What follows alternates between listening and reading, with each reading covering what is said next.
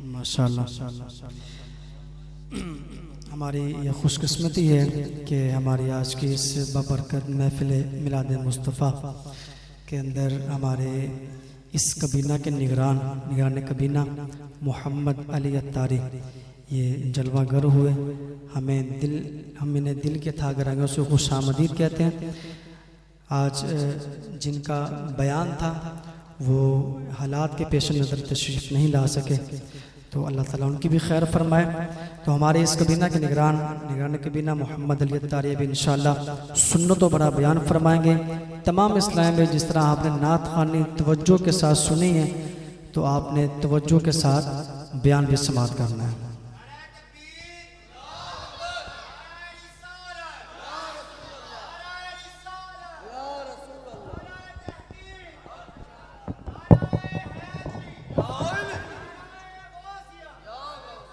الحمدللہ رب العالمین والصلاة والسلام علی سید المرسلین اما بعد فاعوذ باللہ من الشیطان الرجیم بسم اللہ الرحمن الرحیم. پڑھی الصلاة والسلام علیکہ یا رسول اللہ وعلی آلکہ واصحابکہ یا حبیب اللہ. الصلاة والسلام علیکہ یا نبی اللہ وعلی آلکہ واصحابکہ یا نور اللہ.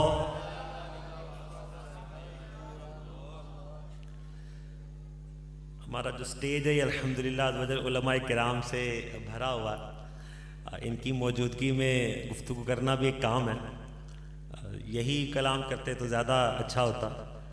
تو اس نیت سے کہ انشاءاللہ علماء کرام میں کچھ غلطی ہوگی تو انشاءاللہ تربیت بھی ہو جائے گی انشاءاللہ عزوجل، اور رہنمائی بھی ملتی رہے گی. امر سنت کی جو تربیت ہے، جس تربیت کی وجہ سے دعوت اسلامی آج دنیا کے 200 ملکوں میں کام کرتی ہے، میں نظر آتی ہے، وہ تربیت جس کی برکت سے ہزارہ جامعات اور مدارس المدینہ کا قیام روح پذیر ہوا، جس کی برکت سے دعوت اسلامی کی دنیا بھر میں ہفتہ وار اجتماعات ہوتے ہیں.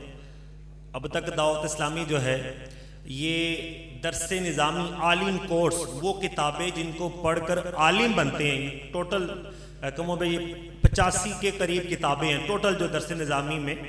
تو ان 85 میں سے 60 سے زائد کتابیں دعوت اسلامی شائع کر چکی ہے کہ جن کو پڑھ کر جو ہے لوگ عالم بنتے ہیں. تو یہ جو اتنا بڑا جو سفر ہے، یہ میں نے چند ایک جو کہنے کے ایک پوائنٹس بیان کیے، چند ایک چیزیں بیان کی.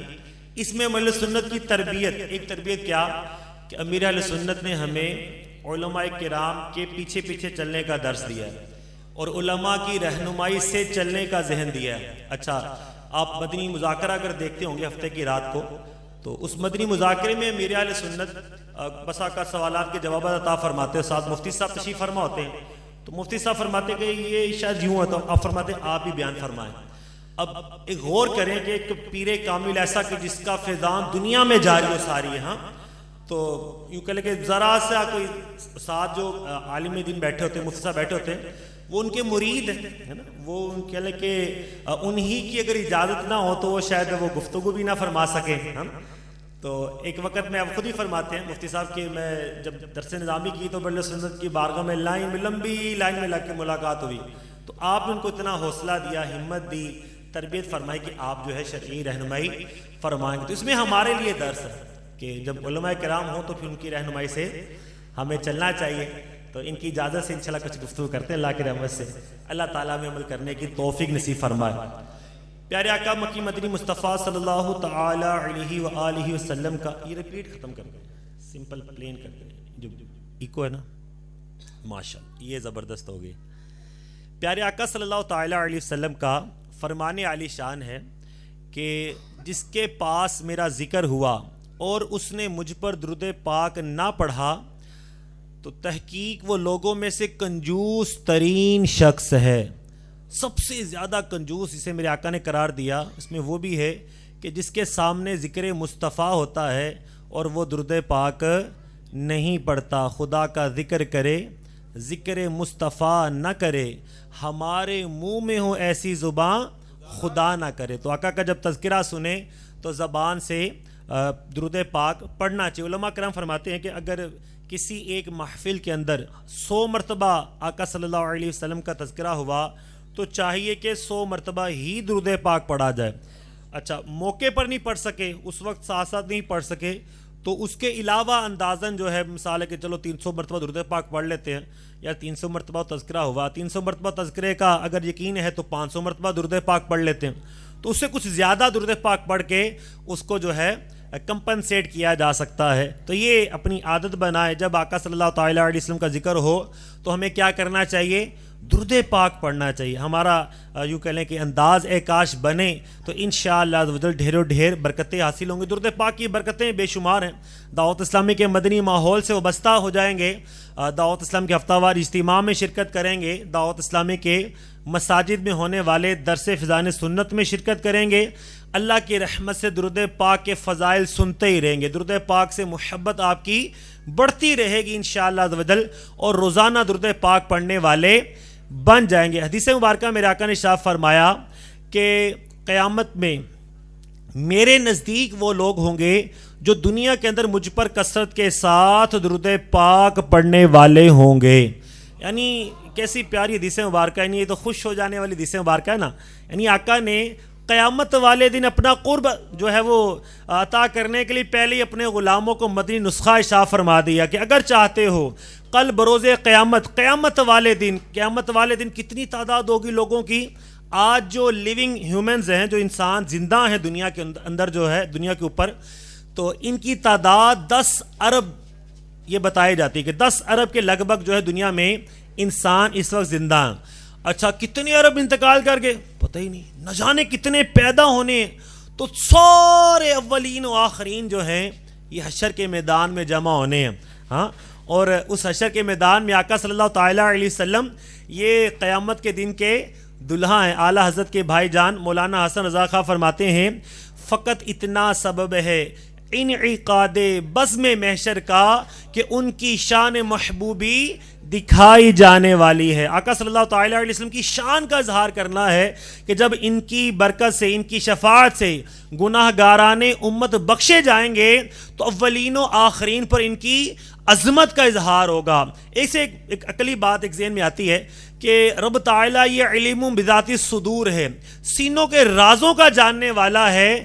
ایسا ممکن تھا کوئی مرتے ساتھ وہ جنت میں چلا جاتا, مرتے ساتھ جہنمی تھا, غلط کام کرتا تھا تو دوزخ میں چلا جاتا, لیکن قیامت والا دن وہ رکھا گیا جہاں جو آقا صلی اللہ تعالیٰ علیہ وسلم کو مقام محمود عطا کیا جائے گا. تو دلہا کی جو ٹیبل ہوتی ہے نا, تو اس کے اوپر ہر قسم کا کھانا آتا ہے, کہیں کھانا کم بھی پڑ جائے نا, دلہا کی ٹیبل پر کھانا کم نہیں ہوتا. یہاں تمام انواع اقسام کی چیزیں موجود ہوتی ہیں. تو میرے آقا صلی اللہ تعالیٰ علیہ وسلم یہ قیامت کے دن کے دلہا ہیں, ان کا قرب مل جانا نا یقین مانیے یہ وارے نیارے ہیں, یہ برکت کا ذریعہ ہے. ایک اور حدیث مبارکہ سنتے ہیں. میرے آقا نے ارشاد فرمایا کہ جو مجھ پر 50 مرتبہ درود پاک پڑھتا ہے, کتنی مرتبہ, 50 مرتبہ درود پاک پڑھتا ہے, کل بروز قیامت میں اس سے مصافحہ کروں گا, یعنی ہاتھ ملاؤں گا. یعنی کتنی بڑی بات ہے کہ آقا صلی اللہ تعالیٰ علیہ وسلم کے فرامین ہم نے سنے, ابھی بھی عمل نہ کریں تو پھر کیا. وہ تو شعر اعلیٰ کا ذہن میں آتا ہے, وہ تو نہایت سستا سودا بیچ رہے ہیں جنت کا, ہم مفلس کیا مول چکائیں, اپنا ہاتھ ہی خالی ہے. سستی سے سستی چیز بھی ہو جائے, یعنی کوئی موٹر سائیکل جو ہے وہ نئی 70 موٹر سائیکل جو ہے اگر اعلان ہو جائے کہ 1000 روپے کی بک رہی ہے, تو اس کو خریدنے کے لیے کیا چیز ضرورت ہوگی, 1000 روپیہ تو ہونا پڑے گا نا. اب اپنے حالت یہ ہے کہ 1000 روپیہ بھی نہیں ہے. یعنی اتنی آسان جو ہے وہ آقا صلی اللہ تعالیٰ علیہ وسلم کا قرب پانا, جنت میں جانا, آقا کا مصافحے کی سعادت پانا, اتنی عظیم جو سعادتیں ہیں یہ کتنی آسانی سے مل رہی ہیں, لیکن ذہن ہے کہ بنتا نہیں ہے, وقت ہے کہ نکلتا نہیں ہے. ہاں, تو اس کی طرف دھیان ہمارا ایک کاش ہو جائے, ہم اس معاملے میں سنجیدہ ہو جائیں, درود پاک سے محبت ہو جائے, لگاؤ ہو جائے, ہم اپنی یوں کہہ لیں کہ شب و روز میں اس کو شامل کر لیں. اچھا, اس کے لیے درود پاک پڑھنے کے لیے کتنا وقت دینا پڑے گا, کیا کاروبار چھوڑنا پڑے گا, اسٹڈیز چھوڑنی پڑیں گی, نیند قربان کرنی پڑے گی, کیا کرنا پڑے گا, اللہ جو نصیب فرمائے. جتنا کوئی شہر ڈالے ہیں نا, صحابی رسول نے پوچھا کہ یا رسول اللہ کتنا درود پاک پڑھوں, تو طویل حدیث مبارکہ کو شارٹ کرتا ہوں. فرمایا کہ بقیہ جو ہے فرائض و واجبات کے علاوہ ہمیشہ درود پاک ہی پڑھتے رہو تو یہ تمہارے دنیا و آخرت کے تمام کاموں کے لیے کافی ہو جائے گا. تو آقا صلی اللہ تعالیٰ علیہ وسلم یہ چاہتے ہیں کہ یہ میرے امتی، میرے غلام یہ مجھ پر درود پاک پڑھے. یاد رکھیے آقا صلی اللہ تعالیٰ علیہ وسلم کو ہمارے درود کی حاجت ہے ایسا نہیں ہے، یعنی ایسا نہیں آقا صلی اللہ تعالیٰ علیہ وسلم کو حاجت ہے اس لیے ہمیں درود پاک پڑھنے کا کہا جا رہا ہے، بلکہ آقا صلی اللہ تعالیٰ علیہ وسلم یہ چاہتے ہیں کہ میرے جو امتی ہیں یہ مجھ پر درود پاک پڑھیں، رب تعالیٰ ان پر عطاؤں کی بارش کرے اور یہ اپنے درجات بلند کروانے میں کامیاب ہو جائے. درود پاک پڑھنے والا کثرت سے یہ الحمدللہ گناہوں سے محفوظ رہتا ہے، اس کا دل پاکیزگی اختیار کرتا ہے، پھر اس کا دل نماز میں بھی لگتا ہے، اس کا دل جو ہے ذکر اللہ میں بھی لگتا ہے، قرآن کی تلاوت میں بھی اس کا دل لگتا چلا جاتا ہے. ایک آسان طریقہ بتا دیا کہ درود پاک پڑھنا شروع کر دے بندہ تو اس کی برکت سے جو ہے آگے خیر و برکت کا ذریعہ ہونا شروع ہو جاتا ہے. آج میلاد کی محفل بھی ہے اور ہمارے صدیق بھائی کی شادی خانہ آبادی کی محفل. نیچے بیٹھے اگر اوپر یہ بھی جلوہ فروز ہو تو زیادہ عاشقان رسول کو خوشی ہوگی. آپ میری توجہ نہیں گئی تو آپ بھی اوپر آئے نا، دلہا تو اوپر ہی اچھا لگتا ہے. انشاءاللہ اللہ تعالیٰ ان کی جو ہے وہ عافیت عطا فرمائے. یہ میلاد کے محفل کے لحاظ سے بھی اور اس لحاظ شادی کی ایونٹ کے لحاظ سے بھی میں کچھ گفتگو کرنا چاہتا ہوں.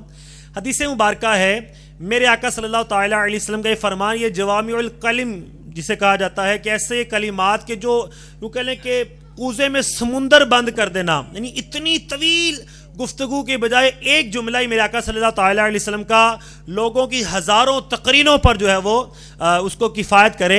میرے آقا صلی اللہ تعالیٰ علیہ وسلم نے فرمایا کہ مومن جو اپنے لیے پسند کرتا ہے اپنے مسلمان بھائی کے لیے بھی وہی پسند کرتا. مومن جو اپنے لیے پسند کرتا ہے اپنے مسلمان بھائی کے لیے بھی وہی پسند کرتا. اے پیارے پیارے اسلام، اگر زندگی کے ہر پہلو میں، زندگی کے ہر معاملے میں ہم یہ اصول جو ہے اپنے سامنے رکھ لیں کہ میں اپنے لیے کیا پسند کرتا ہوں، میں اپنے لیے کیا پسند کرتا ہوں. ایک دکاندار سوچے، ایک دکاندار کو لیتے ہیں، دکاندار جو ہے وہ کپڑا بیچ رہا، وہ کیا خواہش کرتا ہے کہ جب وہ کپڑا خریدنے جائے اسے، وہ بھی تو خرید کر ہی بیچتا ہے نا، خود تھوڑی بناتا ہے، کپاس کو لے کر مشینوں سے بناتا ہو، ایسا تو نہیں لومیں خود لگائی ہوئی ہیں. عام طور پر ٹریڈنگ کرتے ہیں، پیچھے سے مال خریدتے آگے بیچتے ہیں. اب وہ کیا چاہتا ہے کہ جس سے میں مال خریدوں وہ مجھے بہت مہنگا کپڑا بیچے یا نارمل جو ایوریج ریٹ ہے اسی پر بیچے. جی کیا تمنا کرتا ہے؟ مجھے اچھے ریٹ پر، صحیح ریٹ پر مال ملے. اچھا آگے کیا کرتا وہ؟ اچھا اسی طرح کیا وہ یہ چاہتا ہے کہ جب میں جہاں سے مال خریدوں وہاں سے مال میں خرید کر لاؤں 1 نمبر، بعد میں نکلا ہے 2 نمبر، اس میں جو ہے نا وہ ٹک لگے ہوں، اس میں جو ہے نا خراب مال جو ہے اندر موجود ہو؟ تو کوئی بھی ایسا چاہتا نہیں ہے. لیکن دوسرے کے معاملے میں وہ بس اوقات ایسی خواہش ہوتی ہے کہ یار یہ مال جو ہے نا یہ 2 نمبر آگے ٹکا دیا جائے. اسی طرح پیارے اسلام بھائیوں ایک چیز ہے جو ہم اپنے لیے پسند کرتے ہیں. ہم اپنے لیے کیا پسند کرتے ہیں کہ اگر ہم سے کوئی غلطی ہو جائے، کیا ہو جائے؟ ہم سے کوئی غلطی ہو جائے تو ہم اسے کیا کریں؟ ہمیں وہ سامنے والا کیا کرے؟ معاف کر دے. ایسا ہی نا، کوئی ایسا تو نہیں ہے. مثال کے طور پر اگر اللہ نہ کرے آپ میں سے کوئی بائک چلا رہا ہے، بائک چلاتے چلاتے جا رہا ہے اور بائک اس کی جو ہے کسی کے اندر فٹ ہو گئی، بائک جو ہے کسی کے اندر لگ گئی. اب کس کی تمنا ہے کہ سامنے والا اٹھے، میرا گریبان پکڑے، مجھے گالیاں دے، منہ پہ تھپڑ مارے، زمین پہ گھسیٹے، میرے کپڑے پھاڑے؟ کس کی تمنا؟ نہیں. ہم میں سے ہر کوئی کیا یہ چاہتا ہے وہ سامنے والا کیا کہے؟ کوئی بات نہیں بھائی، آپ سے غلطی ہو گئی، آپ نے کون سا جان بوجھ کے مارا، آپ مجھے قتل کرنے کے ارادے سے تو آئے نہیں تھے، اس کو آج موٹر سائیکل کے نیچے دے کر بس دنیا سے گزار ہی دینا. ایسا تو نہیں ہے نا. اس کی کیا ہم کیا چاہیں گے سامنے والا کیا کرے؟ وہ کہے کہ کوئی بات نہیں بھائی معاف کر دے. یہ ہم اپنے لیے پسند کرتے ہیں. اچھا اب دوسرا رخ تصویر کا دیکھتے ہیں. اگر سامنے والا کوئی پیچھے سے آنے والا میرے اندر بائک فٹ کر دے تو پھر میرے اندر آ کے لگے کوئی آگے ہاں اور مجھے کچھ نقصان پہنچے تو پھر کیا ہوتا؟ کہ ہم بھی ایسا رویہ اپناتے ہیں کہ بھائی کوئی بات نہیں. ہاں اس میں بھی نا 2 کیٹیگریز ہیں، 2 طرح کے لوگ ہوتے ہیں. ایک ہے کہ ہم نے مڑ کے پیچھے دیکھا غصے سے، پوری پیچھے دیکھا تو پیچھے جو ہے نا وہ کوئی پولیس کی گاڑی تھی. کس کی گاڑی تھی؟ اب یہ فوراً حضور کوئی بات نہیں, غلطی ہو جاتی ہے, آپ ہو سکتا ہے جیب میں سے رومال نکالے نا, اس کی گاڑی کو نا صاف بھی کرنا شروع کر دے, یار آپ کی گاڑی میرے اندر لگی ہے نا, آپ کی گاڑی یہ خراب جو ہے نا وہ کوئی گندی نہ ہوگی, چلو میں صاف ہی کر, بڑے اخلاق کا مظاہرہ کرے گا. کوئی بہت بڑی جو ہے نا وہ لینڈ کروزر ٹائپ گاڑی ہو, کوئی بہت مالدار ہو نا بندہ, تو اس کا اخلاق فوراً سامنے آئے گا, یہ باخلاق ہو جائے گا, یہ اچھا بولے گا, بالکل لگے گا یار واہ بھی واہ کسی دوسرے ملک سے آیا لگتا ہے. اچھا پیچھے مڑ کر دیکھا, سامنے تھا کوئی غریب آدمی, کمزور مریل, بالکل جو ہے نا وہ گدا گاڑی والا, ہاں وہ سائیکل پہ جو ہے نا وہ چھابا لگا کے پھل بیچنے والا غریب آدمی. یہ پتا کہ یار یہ بالکل فارغ آدمی ہے, اس کے پیچھے کوئی آنے والا نہیں ہے. اب اس کو جوانی یاد آئے گی, میں جوان, میرا قد کاٹ, اور میں باڈی بلڈنگ کرتا رہا ہوں محلے میں, میرا آج ہی تو نام جو ہے نا وہ پیدا کرنے کا موقع, آج ہی موقع ہے کہ پورے محلے والوں کو بتانا کہ میں کتنا غصے والا ہوں, میں یوں کر دوں گا, اس کا منہ توڑیں گے, اس کا خون نکالیں گے, اس کو گالیاں دیں گے, لوگ چھڑائیں گے, اچھل کے پڑے گا, کیوں سامنے والا کمزور ہے. یہ ہمارا حال ہے. اور طاقتور کے سامنے جھکنا, یوں کہہ لیں کہ ہم اچھا جانتے ہیں یا اس کو اخلاق کہتے ہیں, اور کمزور کے آگے جو ہے اپنی طاقت کا مظاہرہ کرنا. ہونا تو یہ چاہیے تھا کہ اگر طاقتور ہے تو چلو کچھ گفتگو کر لیتا کہ یار یہ کیا آپ نے میرے اندر, ہاں تو یہ بھی نہ کرتا. لیکن مثال میں دے رہا ہوں, اور کمزور سے تو ڈر جانا چاہیے تھا. وہ گرچہ کمزور سہی, وہ گرچہ یوں کہہ لیں کہ غریب سہی, وہ گرچہ اس کے سورسز نہیں ہیں, وہ کوئی اس کے کوئی تھانے دار واقف نہیں ہے, اس کے کوئی چیئرمین, کوئی ایم این ایم پی اے واقف نہیں ہے, اس کے کوئی بڑے جو نا مار دھاڑ کرنے والے تعلقات نہیں ہیں. لیکن اے پیارے اسلامی, یہ تو غور کیجئے, وہ بندہ کس کا, وہ رب کا بندہ, وہ اللہ کا بندہ ہے, وہ مسلمان ہے. مسلمانوں کے ملک میں رہتے ہیں نا, وہ مسلمان ہے, وہ اللہ کا بندہ ہے. اچھا پھر وہ کسی کا باپ ہوگا, جس کا آپ نے منہ توڑا نا, وہ کسی کا باپ ہوگا. اب اس کی بیٹی جب دیکھے گی میرے باپ کو کسی نے مارا, اس کا خون نکل رہا ہے, اس بچی کے اوپر کیا بیتے گی یار. اس کا کوئی بچہ ہوگا جس کو پتہ چلے اس کے باپ کو مارا. آپ سوچو ذرا خود کو کہ آپ جس کو مارتے, کسی کا تو باپ ہوگا نا, کسی کا تو بیٹا ہوگا, کسی کا تو بھائی ہوگا نا. اگر آپ کے باپ کو مار پڑے, آپ کو پتہ چلے آپ کے باپ کو کسی نے مکہ مارا, اس کا خون نکل آیا, کیا بیتے گی آپ کے دل پہ؟ مارنے کو دوڑیں گے نا یار, اس کو چھوڑیں گے نہیں. ہاں آپ کو پتہ چلے آپ کے بیٹے کو کسی نے مارا, اس کا خون نکلنا شروع ہو گیا, کیا کریں گے؟ صبر کر لیں گے؟ نہیں. تو اے پیارے اسلام, جس کو مارتے ہیں نا, یقین مانے وہ بھی کسی ماں کا لال ہوتا ہے, وہ بھی کسی ماں کے بڑھاپے کا سہارا ہوتا ہے, وہ کسی بیوی کی امیدوں کا مظہر ہوتا ہے. اس کی بیوی جو ہے نا اپنے شوہر کے اوپر ناز کرتی ہے کہ میرا شوہر میری حفاظت کرنے والا, یہ مجھے پروٹیکٹ کرنے والا. جب اس کا وہی شوہر مار کھا کے آتا ہوگا تو کیا بنتی ہوگی؟ تو اے پیارے اسلام بھائیو, یہ سوچنا شروع کریں. میرے آقا صلی اللہ علیہ وسلم کی یہ ایک حدیث مبارکہ ہم اپنی زندگی کے ہر پہلو پر پیسٹ کرتے چلے جائیں, اس کا اطلاق کرتے جائیں, اس کو امپلیمنٹ کرتے چلے جائیں, یقین مانیے ہماری ساری زندگی سے برائیاں ختم ہو جائیں گی. جو اپنے لیے پسند کرتے ہیں نا, بس اپنے مسلمان بھائی کے لیے وہی پسند کرنا. تو ہمیں اس موقع کے اوپر یاد رکھیے کہ ٹریفک میں چلتے ہوئے یا مختلف معاملات کے اوپر ایسا ہو جاتا ہے کہ سامنے والے سے غلطی ہو جاتی ہے سامنے والے سے, تو ہمیں پہلے سے ذہن بنا کے رکھنا چاہیے. جنگ کی تیاریاں امن میں ہوتی ہیں, یعنی ایسا نہیں ہوا کہ کوئی جنگ کا اعلان ہو گیا تو اب جو ہے نا وہ اسلحہ بننا شروع ہو گیا, اب ٹینک تیار ہونا شروع ہو گیا. ایسا نہیں ہوتا, پورا سال ہی تیاری ہوتی رہتی ہے. تو پھر ایسا موقع آتا ہے تو پھر جو ہے نا وہ افواج ریئیکٹ کرتی ہیں. تو اسی طرح ہمیں بھی, ہمارے ذات کے اندر بھی ایک فوج ہے, ہم خود بھی اپنے اندر جو ہے ایک آرمی ہے, اور اس آرمی کو پہلے سے تیار رکھنا ہے کہ اگر کوئی نازیبہ بات کہے مجھے کیا کرنا. میں آقا صلی اللہ تعالیٰ علیہ وسلم کی ایسے موقع پر آپ کو ایک ادا سناؤں. میرے آقا صلی اللہ تعالیٰ علیہ وسلم ایک موقع پر تشریف فرما تھے کہ ایک مانگنے والا آیا. کون آیا؟ مانگنے والا آیا. دیہاتی ہے, عرب کا دیہاتی شخص ہے, ادب آداب معلوم نہیں ہے. دیکھا کہ ماشاءاللہ نیک ہستی ہیں تو یوں کہہ لے کہ بڑے اچھے انداز میں ہیں. تو آ کے مانگنے والا آتا ہے. مانگتا کس طرح؟ میرے آقا کے گلے میں, میرے آقا کے گردن مبارک میں ایک چادر ہے, زور سے کھینچتا ہے, چادر پکڑ کر زور سے کھینچتا ہے, گردن پر خراش آ جاتی ہے اور کہتا ہے اللہ نے جو آپ کو دیا ہے نا اس میں سے کچھ مجھے بھی دیں. ہے مانگنے والا, انداز کیا ہے کہ چادر کھینچ کر جو ہے وہ مانگ رہا. میرے آقا صلی اللہ تعالیٰ علیہ وسلم کا ریئیکشن وہ بھی سنیے اور اپنا بھی غور کیجئے. اگر میرے اور آپ کے ساتھ کوئی ایسا کر دے, مانگنے والا غریب آدمی آیا بھیک مانگنے ہیں, اس کو بھیک تو کیا دینا, اس کو تو آپ سمجھتے ہیں میں کیا اس کو ایکسپلین کروں. میرے آقا صلی اللہ تعالیٰ علیہ وسلم کا ریئیکشن کیا, میرے آقا صلی اللہ تعالیٰ علیہ وسلم مسکرا دیے. کیا کیا؟ مسکرا دیے, اور اپنے ساتھیوں میں سے صحابہ کرام میں سے فرمایا کہ اس کو مال عطا کر دیا جائے. اس کو مال بھی دے دیا اور اس کو مسکراہٹ سے جواب دیا. یہ میرے آقا صلی اللہ تعالیٰ علیہ وسلم کا انداز ہے. ہمارا انداز کیا؟ میرے آقا صلی اللہ علیہ وسلم کی کیا شان ہے کہ آپ چاہیں تو زمین میں دھسا دیتے, کسی کے لیے بد دعا دے دیں نہ اٹھ سکے گا قیامت تلک. خدا کی قسم جسے تو نے نظر سے گرا کے چھوڑ دیا, اس کا تو بننا کیا ہے. جس کے لیے آقا بد دعا کے لیے ہاتھ اٹھا دیں, تو یہ جو ہے اس کے ساتھ بھی نرمی. ہمارے ساتھ یوں کہیں بھیک مانگنے والا ایسا تو نہیں کرتا, لیکن ہم کیا کیا کر لے ہوتے ہیں. اس سے تھوڑا آگے بڑھتے ہیں. اچھا, گھر کے بچے ہوتے ہیں, ان سے چیزیں ٹوٹ جاتی ہیں, ہے نا. غلامی رسول کا پٹا یہ ہر وقت گلے میں رہتا. ایسا نہیں کہ محفل میلاد میں آئے تو غلام رسول کا پٹا یہ ٹائی کی طرح سجا کر آگے, اور یہاں ہاتھ بھی اٹھائیں, دونوں اٹھائیں, خود بھی ہوا میں اچھلنا شروع کر دیں, اور جب کہہ لیں کہ شادی کا موقع آئے تو گناہوں میں زندگی بسر کریں, تب گانے بازے چلائیں بے حیائی کے. اور یاد کیے گانے بازے سننا آپ لوگ سمجھتے ہوں گے کہ یہ گناہ ہے, یہی سمجھتے ہیں نا. گانے بازے سننا کیا ہے؟ علماء کرام بیٹھے ہیں پیچھے بھی, علی اصغر مدری صاحب ہمارے استاد صاحب ہیں جامعہ المدینہ کے, یہ بھی بیٹھے ہیں. تو بعض جو گانے ایسے ہیں جن میں کفریہ کلمات ہوتے ہیں.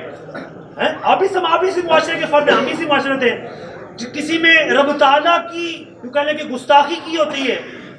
تو اب ایسے گانے سننے سے اس کے ایمان کا کیا حال ہوگا, یہ غور کرے. کہیں ایسا تو نہیں ایسے کفریہ جو ہے گانے سنتا رہا, جھومتا رہا, مزے لیتا رہا اور دار اسلام سے نکل گیا.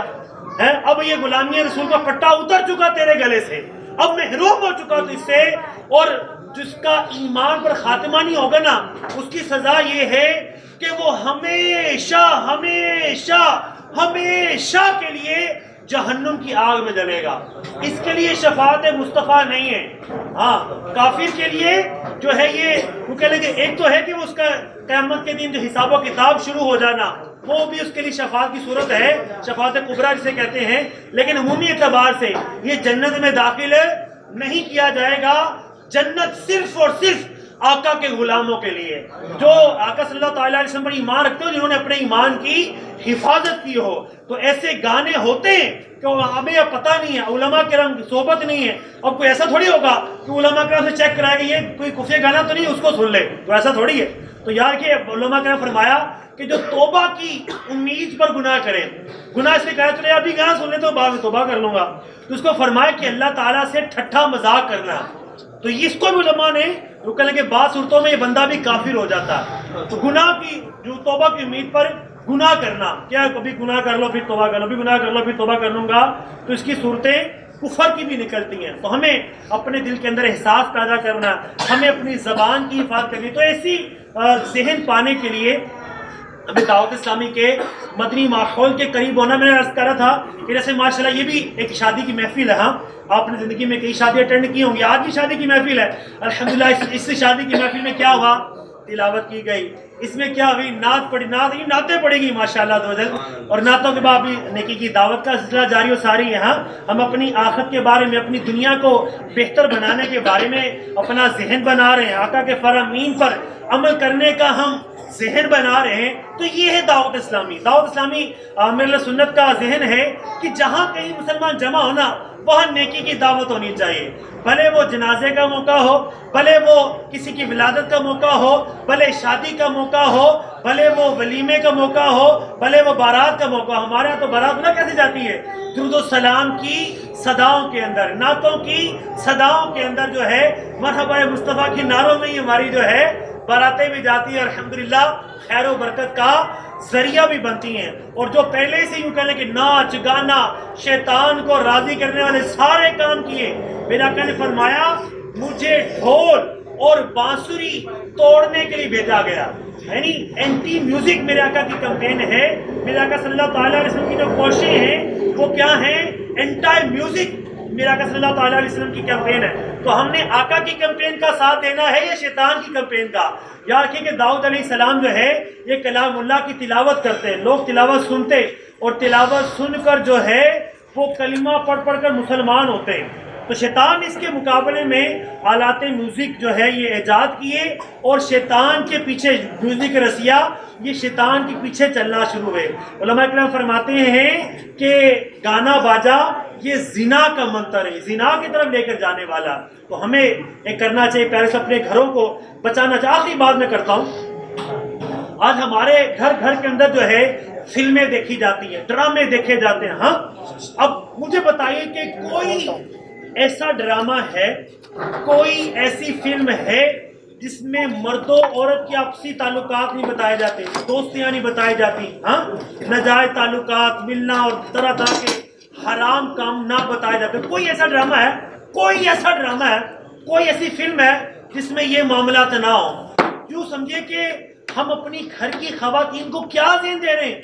اب میرے آقا امام اہل سنت مولانا شاہ امام محمد رضا خان سے پوچھا گیا کہ کیا عورتوں کو سورہ یوسف کی تفسیر یہ سکھائی جا سکتی ہے، سورہ یوسف کی تفسیر یہ پڑھائی جا سکتی ہے؟ تو ہم فرمائے نہیں، عورتوں کو جو ہے کون سی سورت ہے، سورہ نور کی تفسیر پڑھاؤ. ان کو سورہ یوسف کی تفسیر پڑھانے سے میرے امام اہل سنت نے منع فرمایا. اب غور کیجئے ہمارے علماء اہل سنت قرآن و حدیث کی روشنی میں کیسا حکم فرما رہے ہیں کہ ان کو سورہ یوسف کی تفسیر نہ بتاؤ کہ اس میں ایک عورت کے مکر کا ذکر ہے، یعنی عورت کے مکر کا ذکر ہے. ان کو سورہ نور کی تفسیر سکھاؤ کہ اس میں جو پردے داری ہے. اور ہم نے کیا کیا، عورتوں کو باقاعدہ دوستیوں پر ابھارا. اب پھر ایسے معاملات ہوتے ہیں کہ کسی کی یوں کہنے کہ گھر والی، کسی کی بہن، کسی کی بیٹی وہ اس طرح غلط معاملات میں جاتی ہے، ہاں تو پھر یوں کہنے کہ نہ کرنے کا ہوتا، پھر سر پیٹتا، پھر محلے میں رسوا ہوتا، پھر خاندان میں عزت اٹھتی ہے. بعض ایسے بد نصیب ہوتے ہیں خودکشیاں تک کر لیتے ہیں، عزت جو ہے نیلام ہو کر رہ جاتی ہے. تو کہنا کہ جو کچھ بھی ہے سب اپنے ہی ہاتھوں کے ہیں کرتوت، شکوا ہے زمانے کا نہ قسمت سے گلا. جو کچھ ہے وہ اپنے ہاتھوں سے ہی بویا. اچھا اسی طرح وہ بھی غور کرے پیارے اسلام میں، جو کسی کی ماں، کسی کی بہن، کسی کی بیٹی کو غلط نظر سے دیکھتا ہے، اسے تعلقات رکھتا ہے، کیا وہ یہ گوارا کرتا ہے کہ اس کی بعض لوگ کہتے ہیں کہ یار میری سچی محبت ہے. اچھا یہی سچی محبت اگر اس کی والدہ سے ہو، کسی کو اگر یہی سچی محبت اس کی بہن سے ہو تو نہیں برداشت کرے گا نا، اس کی غیرت چھلانے مارے گی، یہ تصور بھی نہیں کر سکتا. اسی طرح پیارے اسلام بھائیوں، ہمیں اپنی آنکھوں کو دیگر پر نظر ڈالنے سے بچانا چاہیے. یاد رکھیے زنا ایک قرض ہے، جو بندہ لیتا تو خود ہے، ادائیگی گھر والوں کو کرنا پڑتی ہے. اب یہ بیان کو طویل نہیں کرنا چاہ رہا، ورنہ سے واقعات ہیں. ایک اور بیٹی جو ہے باپ کی، نیک باپ کی بیٹی، یہ بازار میں چلی جاتی ہے بند سور کر کہ اس کے لیے کچھ کمایا جائے، کوئی لفٹ نہیں کراتا اس کی طرف، کوئی اس کو دیکھتا بھی نہیں ہے. تو گھر آتی باپ پوچھتا بیٹی کہاں گئی تھی؟ وہ کہتی ہے کہ گھر کے حالات بھی دیکھے جا رہے تھے، بیمار پڑے، کوئی کمانے والا نہیں تو میں گناہ کے ذریعے مال کمانے گئی تھی. باپ نے کہا بیٹا کیا بنا؟ فرمایا بہت عجیب حال تھا، میں بند سبن کر بے پردہ بازار میں گزرتی رہی، کسی نے میرے طرف دیکھا بھی نہیں، اور لوگ تو با پردہ عورتوں تک کو چھوڑ نہیں رہے تھے، ان تک کے پردے کو گھورے چلے جا رہے تھے، میری تو کسی نے دیکھا بھی نہیں.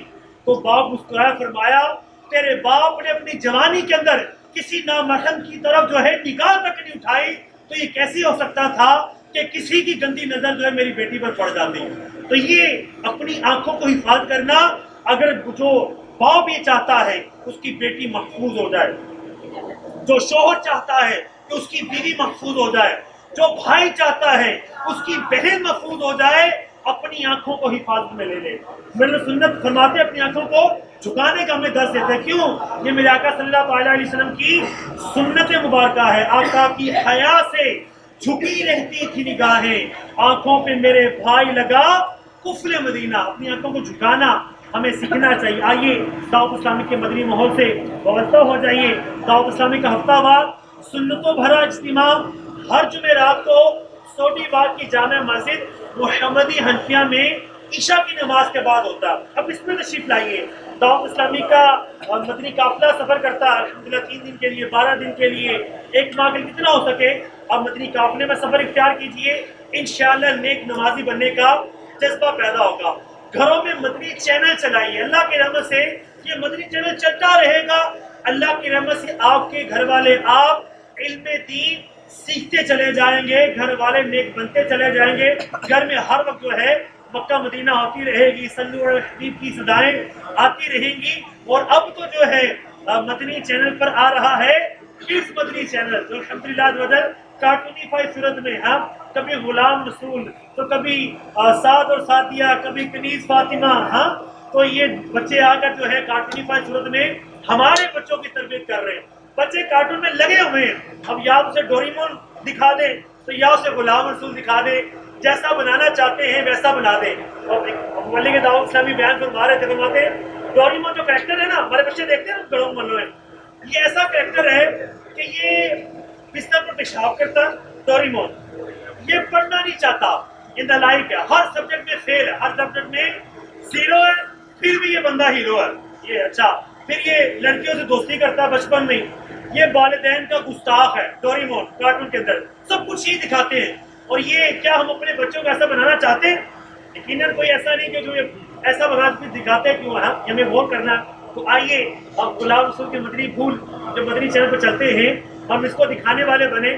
ہماری آنے والی نسلیں, میری آنے والی نسلیں تیرے عشق ہی میں مچلیں, انہیں نیک تم بنانا مدنی مدینے والے. اللہ تعالیٰ ہمیں عمل کرنے کی توفیق نصیب فرمائے. اللہ تعالیٰ ہمارے صدیق بھائی کی شادی کو خانہ آبادی فرمائے, اور ہم اپنی آج نیت کر اٹھیں جب کسی کے ساتھ معاملہ کرنا ہے نا, تو کیسا معاملہ کرنا ہے جو اپنے لیے پسند کرنا. تو جو اپنے لیے پسند کرتے ہیں انشاءاللہ وہی ہم دوسرے مسلمان بھائی کے لیے پسند کریں گے.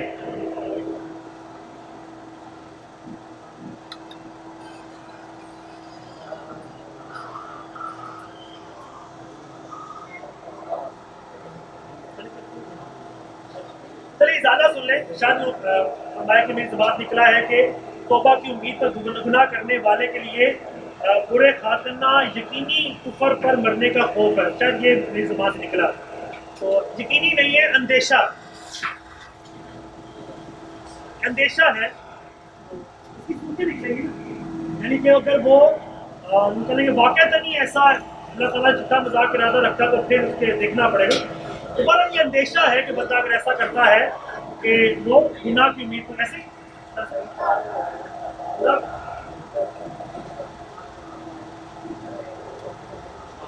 توبہ کی امید پر گناہ کرنے والے کے بارے میں ڈر ہے کہ اس کا خاتمہ جو ہے وہ برا ہو. بہرحال اللہ تعالیٰ ہمیں کفر سے بچائے, ہمیں ایمان کی جو ہے دولت سے بالا مال فرمائے. آمین بجاہ نبی الامین صلی اللہ علیہ وسلم. صلو علی الحبیب صلی اللہ علیہ وسلم.